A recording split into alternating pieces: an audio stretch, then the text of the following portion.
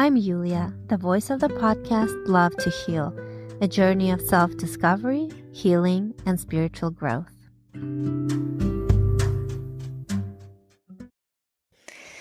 I know that I have already released 2 episodes about Passover, but this 8-day holiday has taught me more about Judaism than I think all the other holidays combined. So I'm going to dedicate one more episode to Passover, this one that you're listening to, and then I promise I will move on. On Sunday, April 20th, the rabbi invited my family to something called Moshiach Seudah. It was to be at his house, and it was to celebrate the waning hours of Passover, as well as the divine revelation yet to come.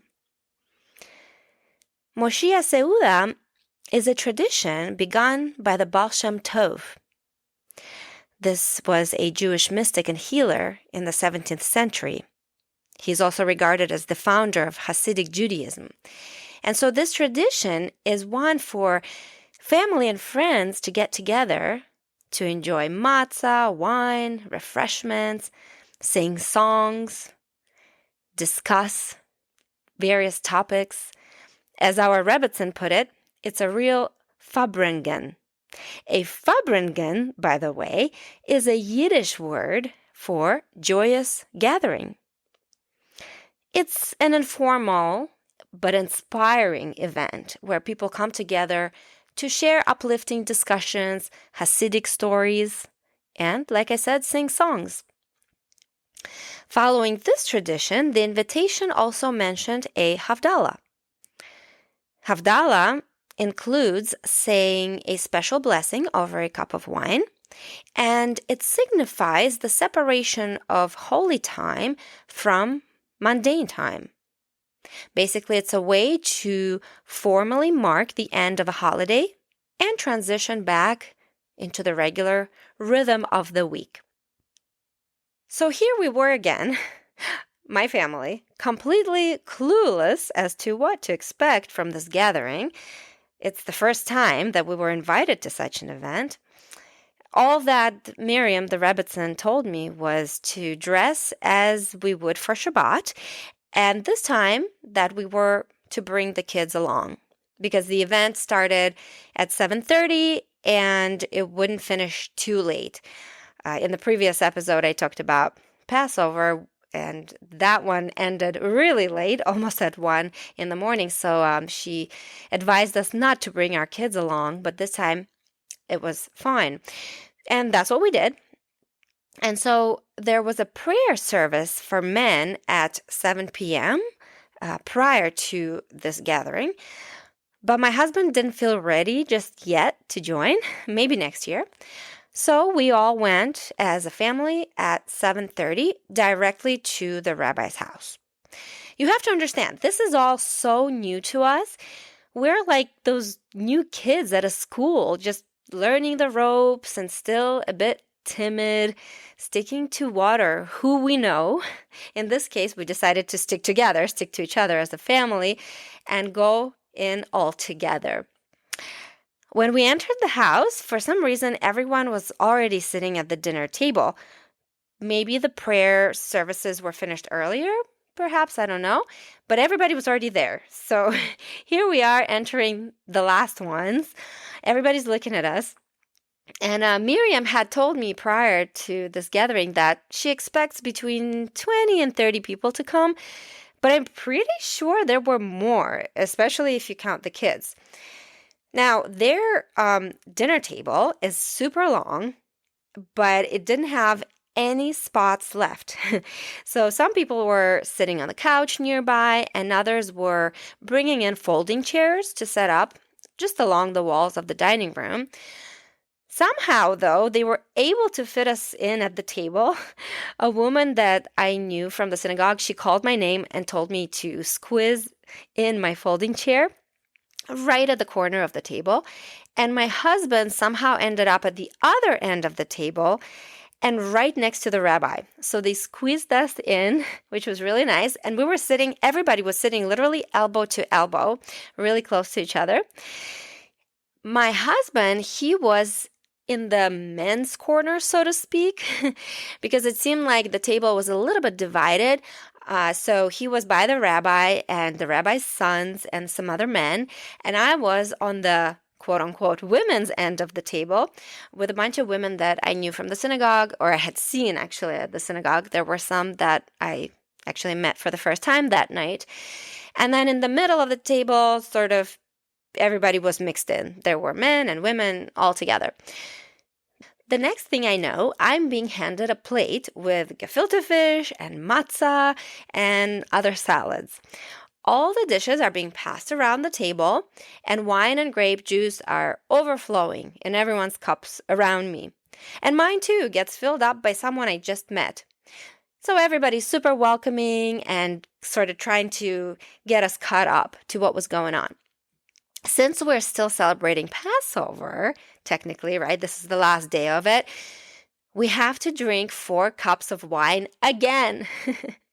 I decided not to go all out and drink 4 cups of wine. So I would drink a little bit of grape juice, a little bit of wine, and a little bit of this grape juice sparkling drink. My kids disappeared to play with other kids in the basement, and my 17-year-old stepdaughter went on the couch to talk to our rabbi's 19-year-old daughter. She lives in New York, but was here for Passover. So my daughter was talking to her. So everybody kind of had their spot, and we were just trying to catch up and understand what's going on. On the table, there's literally no room to even set my plate down, so I try my best to carefully eat from the plate on my lap and also hold on to my cup of wine so that doesn't get spilled over, because everybody is, passing dishes around and kind of moving and talking. So I'm trying to be really careful and, not spill anything or drop anything.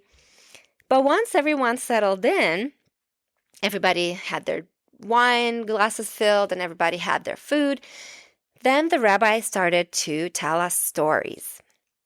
One of the stories that stood out to me was about the amazing Lubavitcher Rebbe. This is Rabbi Menahem Schneerson, who passed away in 1994 in New York, and after whom there has not been another leading rabbi of Chabad.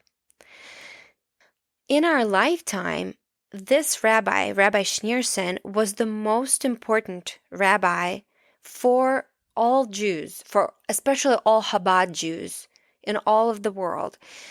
Because the Chabad world headquarters is in Brooklyn, New York, that's where Rabbi Schneerson lived, and that's where he worked, and that's where people went to see him and listen to him and be in his presence. He is described as having this magical power about him that just to be in his presence was absolutely mesmerizing and took your breath away. And actually, he is buried in New York at this cemetery, this special place called the Ohel, and my husband and I are planning to visit this magical place in July.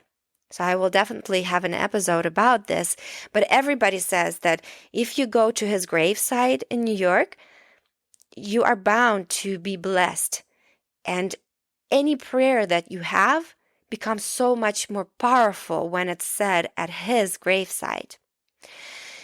So anyway, our rabbi remembers Rabbi Schneerson. He remembers going to his sermons and speeches and Chabad holiday celebrations. So one story that he told us was precisely about Passover and how Rabbi Schneerson, at almost 90 years of age, would stand for hours on hours pouring wine from his own cup to everyone that approached him. This rabbi was actually known for always standing amongst people till his last years of life. He was known, too, for distributing money for charity. This act was a symbol of his dedication to giving and his belief in the importance of individual acts of kindness. He would stand for hours, often at the Lubavitch World Headquarters in Brooklyn, New York, giving personal attention and blessings to each person as they passed. His endurance was often attributed to his belief that every soul is a diamond in God's eyes, making it difficult for him to tire from such a task. In our rabbi's home, and from what I understood in other Orthodox Jewish homes as well, there are many photos and portraits of Rabbi Schneerson hanging on the walls. And at the synagogue, now that I think about it, there are photos of this rabbi hanging on the walls as well. I knew that people revered this unbelievable human being, but I wanted to know more. So I did a bit of research, and I want to share with you one person's explanation that was published at Chabad.org. Aaron Moss writes, and I quote, "I do revere the Rebbe, but not because he was superhuman. On the contrary, here was a man that received up to 1,000 letters a day and answered them all. He advised concerned parents of unwell children and singles searching for life partners with the same love and attention as he advised presidents and prime ministers on world affairs. He had the vision to set up a web of institutions around the globe in order to rebuild Judaism after the war. He promoted values and morals for the non-Jewish world. He was as comfortable in the sciences as he was in Torah wisdom, and found God in both. He healed the sick with his blessings and answered people's questions before they even asked them. He took the responsibility of the world on his shoulders, but had time for every individual." These are just a sample of his qualities. But above all, why I revere him was because he was human. For a superhuman to achieve all the above is no big deal. They don't have to work hard to become heroes. But for a human being of flesh and blood, it is nothing short of amazing. That's why I have a picture of the Rebbe on my wall. It always reminds me of what a human can achieve, and that I can always do more to better the world. I saw the Rebbe only once, but it is due to his influence that I am today an active and proud Jew. His teachings inspired me to become a rabbi. Otherwise, who knows? I might have been a B-grade trapeze artist or a struggling plumber's assistant. The very fact that I'm writing these words and you are reading them is thanks to the Rebbe's vision. From the Rebbe's teachings, I have learned what God is. From his life, I have learned what humans can be." End quote. Whew, when I first read this, I teared up. Hopefully, this gives you an idea of what kind of person Rebbe was and why people still hang his portraits on their walls. After our rabbi's speech, after him remembering the Rebbe, his sons followed. This time, there were 3 of his sons by his side. One had come from Detroit, another from New York, and another from a city near Cleveland where we reside. I'm almost at the point where I know all our rabbi's kids and their names. There are 9 total. Most of his kids are redheaded, as our rabbi used to be himself when he was younger. And they all remind me of him and the rebbetzin, but in a very distinct way, each one. So first up was his son from the nearby city. He is in his early 20s, and his wife was there with him as well. He doesn't yet have the confidence of his father, but you can tell he is very intelligent and knows his stuff. He even said before starting his sermon that it's not easy to follow his father's great speech, but he would try. He was very humble. But actually, his sermon spoke the most to me. He reminded us that God gave us free will because we are in partnership with Him, because we are co-creators of this world. And because of this, God does not give us everything on a silver platter. He could, but He doesn't do it because He wants us to work for it. He wants us to make the proper choices in life. He wants us to create a reality that we can be proud of for achieving, for accomplishing, a reality that we can cherish and not take for granted.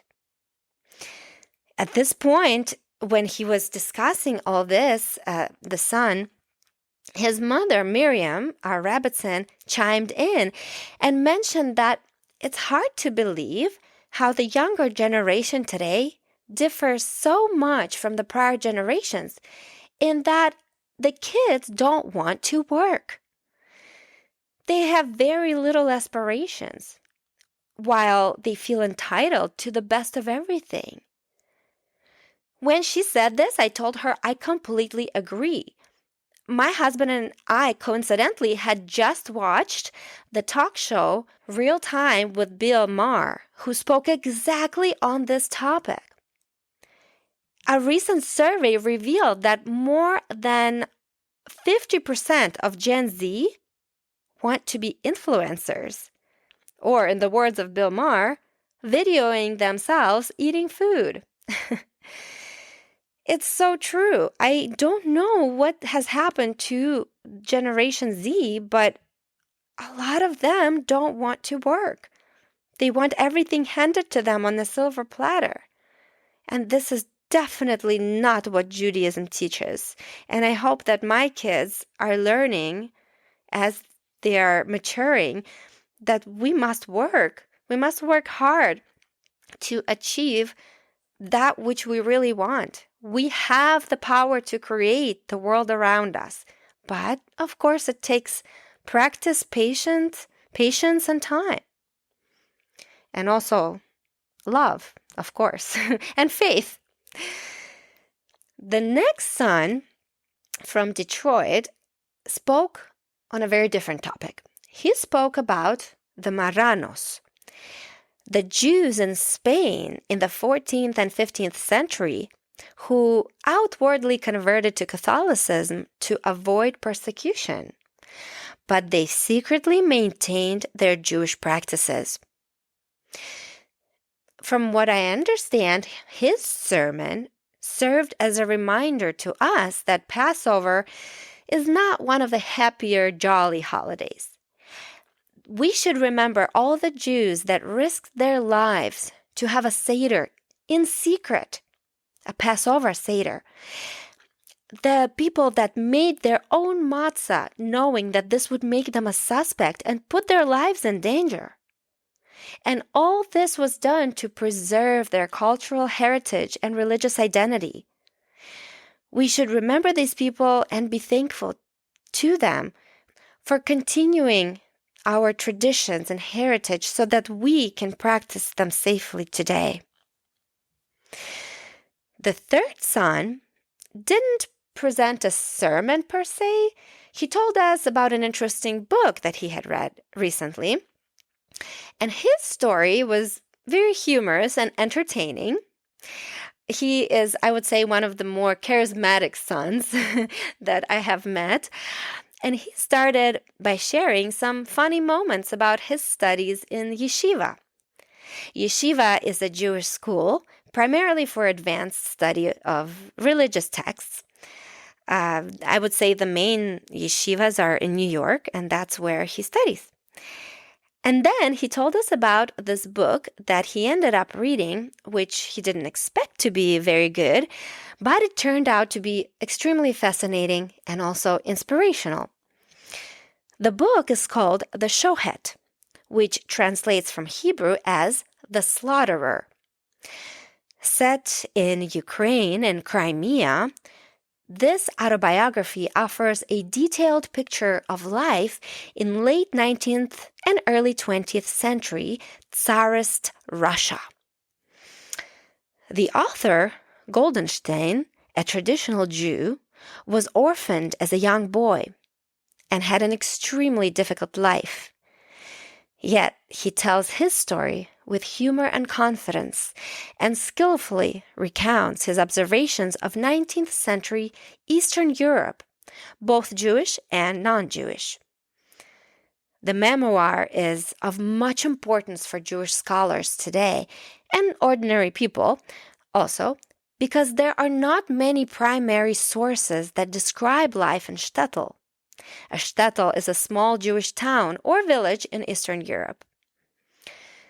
His adventures shed light on communal life, persecution, family relationships, religious practices and beliefs, social classes, local politics, interactions between Jews and other religious communities, including Muslims, who formed the majority of Crimea's populace.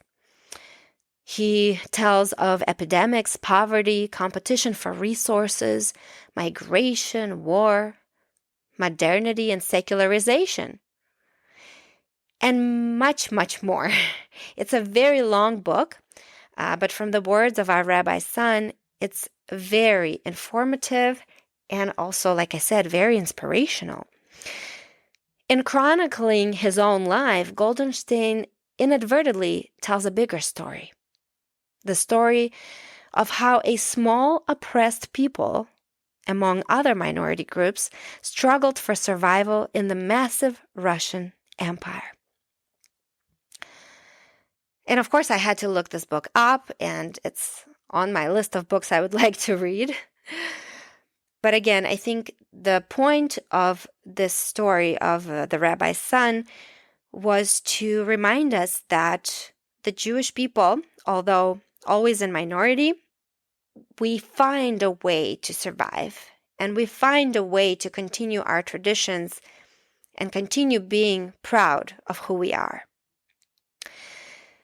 After listening to the sons speak, the rabbi led us in some more prayers and also lahaims, which literally means to life.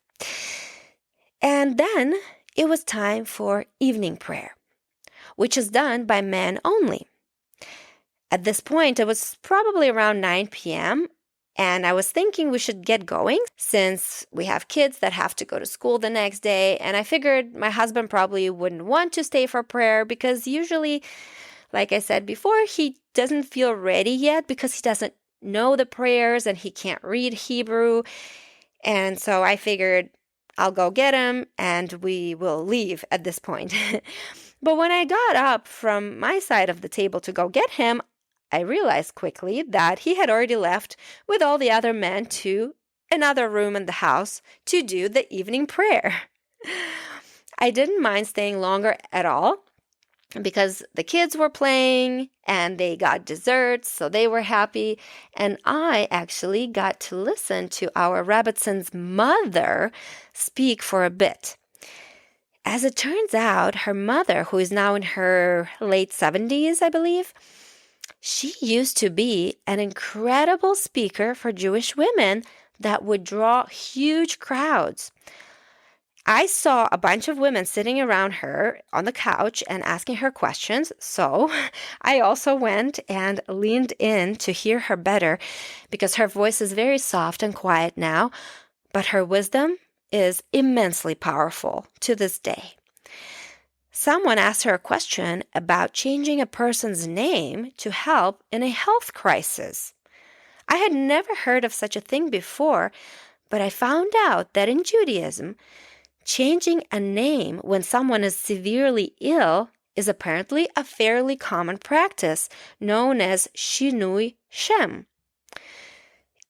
It's believed that changing the name can help the person recover by, quote-unquote, fooling any potential evil decree and prompting their return to health. In the case of the woman asking for her own mother, the rebbetzin suggested that she first pray and give tzedakah. and only then change the name as a last resort. I wish I could listen for longer, but the men soon returned to the dinner table, and then it was time for Havdalah, which consisted of a quick prayer over a cup of wine by the rabbi. After this, it was time to go home. We were all very happy that we had attended this event. I think that we all left our rabbi's house feeling elevated and inspired to continue doing what we can to preserve our cultural heritage, the tradition of our people, and also not to lose the goal of making this world a better place, ultimately a place worthy of the Mashiach. Besides this event, I also wanted to share some interesting information that I picked up at the most recent class I attended with our rebbetzin. I'm still learning all this myself, so I'm going to share the little bit that I know. And if you're interested in this topic, I urge you to do more research on your own. And I will leave some links in the description of the episode so you can do a little research on your own if you'd like. Basically, between Passover and the following holiday, Shavuot, we do something called counting the Omer. Shavuot, also known as the Festival of Weeks, is a Jewish holiday celebrated 7 weeks after Passover, and it commemorates the giving of the Torah to Moses at Mount Sinai. Counting of the Omer is a ritual which consists of a verbal counting of each of the 49 days between the holidays of Passover and Shavuot. Think of this as an Advent calendar for Christians, if you know what I'm talking about. For example, I know they're always sold at the store where it's a box and that has little windows with little chocolates inside. And each day you do the countdown to Christmas, and you open each window and, grab your little chocolate out of there. It's kind of similar, but it entails a little bit more for Jews. The 49 days from Passover to Shavuot have always been a period of spiritual elevation and self-fulfillment. Each day's blessings and spiritual guidance can change your life and empower you to achieve a state of spiritual fulfillment and emotional refinement in 49 simple yet profound steps. With the mitzvah of counting the 49 days, the Torah invites us on a journey into the human psyche, into the soul. There are 7 basic emotions that make up the spectrum of human experience. At the root of all forms of enslavement is a distortion of these emotions. Each of the 7 weeks between Passover and Shavuot is dedicated to examining and refining one of them. You see, God knew that the exiled Israelites were not ready to receive the Torah the next day or even week after escaping the Egyptians. He prepared the Jewish people during those 49 days in the desert for what they were about to receive, the gift of the Torah, which is symbolic of attaining true freedom. In other words, you can't go from slavery to freedom in one day. Your psyche is simply not ready, right? And similarly today, to achieve true freedom, we must prepare ourselves. Imagine if a child receives freedom from the get-go without knowing what discipline is or humility is. It would be a disaster. Just like when people win millions of dollars in the lottery and then their lives soon fall apart, it's the same idea. They weren't ready for that financial freedom. The Israelites, when they escaped Egypt, they could have arrived at Mount Sinai much sooner, but they needed those full 7 weeks to enact an internal psychological shift, moving from a free-willing, newly embraced freedom and all the frantic energy that the exile entailed to an understanding of the importance of mutual care and commitment to an ethical, rule-bound life. God wanted the Jews to prepare for the receiving of the Torah, and today this tradition of counting the Omer remains essential for personal growth, character development, and deepening one's connection to the Jewish heritage. Let's take a look at the 7 emotional attributes, also referred to in Kabbalah as divine emanations of God. The first one is Hesed, loving kindness. And this is week 1 of the Omer. Week 2 of the Omer is Gevurah, justice and discipline. Week 3 of the Omer is Tiferet, harmony and compassion. Week 4 is Netzach, endurance. Week 5 is Hod, humility. Week 6, Yesod, bonding. And week 7 is Malchut, sovereignty and leadership. The 7 weeks which represent these emotional attributes further divide into 7 days, making up the 49 days of the counting. Since a fully functional emotion is multidimensional, it includes within itself a blend of all 7 attributes. Think of a multiplication chart. By the way, if you're curious what it looks like, the chart for counting the Omer, you can search up on Google counting the Omer and look at images, or check out the link in the description of this episode for a website with a good explanation of this tradition and also the chart. And if you'd like to, maybe next year, you can try counting the Omer yourself. There are many ways to do this nowadays. There's apps and books and websites and even a text message service that guides you through each day of the Omer. Let me give you a quick example of what a day on this chart would look like. Imagine the y-axis listing the 7 emotional attributes and the x-axis listing them also. So for day 1, you would multiply loving kindness times loving kindness. And this would equal loving kindness in loving kindness. That's what the day would be dedicated to, like multiplying 1 times 1. Then you would read the explanation for it and reflect on it. Okay, here's the guide for that day that you would find on the Chabad website. Day 1 of week 1.